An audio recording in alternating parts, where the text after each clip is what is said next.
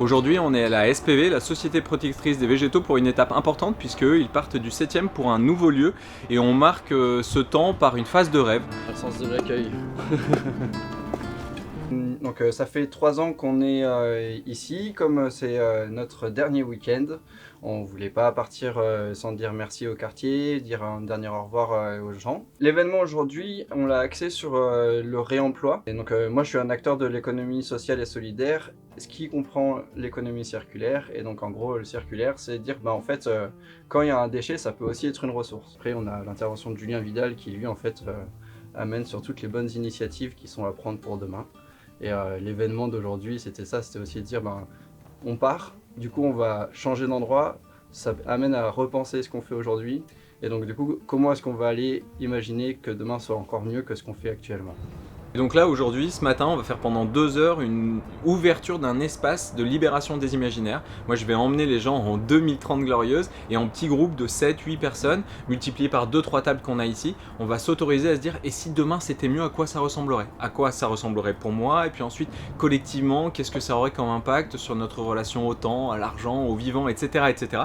Ça nous permet de rêver. Et ensuite, c'est Patrick Vivray, un philosophe, qui nous dit qu'il faut prendre nos rêves et en faire des stratégies. Et c'est ce qu'on va faire. Moi, j'arrive avec une centaine d'alternatives, comme des oracles de ce qui pourrait exister en 2030 glorieuse et qui existe en fait déjà en 2024, pour se dire stratégiquement par quoi on commence. Et c'est fou parce que ça crée un enthousiasme, ça crée des liens et ça donne envie derrière de prendre comme responsabilité ces nouvelles boussoles qu'on s'est autorisé à imaginer. Moi, ce que j'aime bien avec la SPV, c'est qu'elle montre à quel point en fait on peut avoir des organisations qui correspondent aux nouvelles abondances de la société plus durable et solidaire. En général, on nous parle seulement de décroissance ou de greenwashing et on a l'impression qu'il va falloir se replier sur soi et que tout va être contrainte, alors qu'en fait la SPV, elle embrasse à fond son sujet et elle réussit à faire en sorte qu'on soit à la fois sur une thématique écologique et solidaire pour en fait montrer à quel point tout ce qui nous entoure est une ressource, non pas quelque chose qu'on peut jeter, gaspiller à l'infini, mais au contraire, à partir du moment où on ose le revaloriser, alors ça recrée du lien, ça recrée des histoires, ça recrée tout ce qui fait le sel de notre vie de demain. Alors du coup aujourd'hui moi je vais faire un atelier rempotage. On va principalement proposer de rempoter des végétaux qui sont déjà à la SPV comme les rosiers ou les campanules qui sont là. Rempoter une plante, c'est lui donner de l'avenir parce que un des grands signes du rempotage, c'est qu'il y a besoin de plus d'espace. Là, elle a besoin d'un nouveau demain en fait, cette plante-là, et il y a besoin de lui montrer qu'il y a plus d'espace. Donc lui donner de cet espace-là en la rempotant, en lui donnant de l'espace dans ses racines, et lui donner un nouveau pot, ça va lui permettre d'avoir un meilleur demain ou d'avoir un nouveau demain aussi. Et c'est hyper agréable pour la plante et pour la personne qui s'en occupe aussi. Ça, c'est une démarche qui existe sur plein de choses. Par exemple, là, on a une créatrice qui prend des tissus qui sont censés partir à la poubelle, qui sont dans les stocks dormants d'industriels ou autres. Et donc, du coup, elle va en créer des bananes, des bobs, en vrai, tout. Hein. C'était un peu mon engagement de l'époque dans un secteur, le bâtiment, qui est très polluant, d'arriver à trouver des solutions.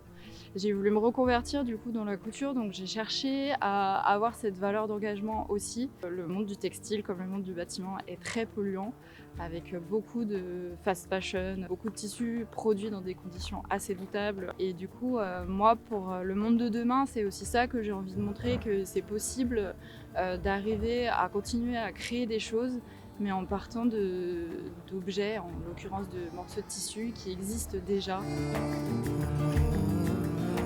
Une plante, c'est un être vivant. Si on ne fait pas avec les êtres vivants ce qu'on fait avec les objets, ça veut dire que le vivant est moins important que l'objet. Et en gros, j'en suis arrivé à me dire, peut-être que mes plantes, c'est pas juste de l'anti-gaspi, c'est un moyen de repenser notre rapport au vivant et la façon dont on consomme.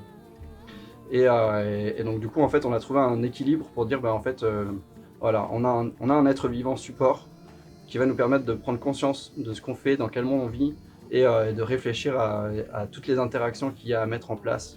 En fait, moi, ce que je veux, c'est pas juste avoir des plantes à sauver en les plantant dans un jardin et en disant, voilà, vous voyez, j'ai fait un joli jardin, vous pouvez venir vous promener dedans. Non, je veux de la vie. Je veux qu'il y ait du monde qui vienne apprendre, qui vienne échanger, qui vienne débattre.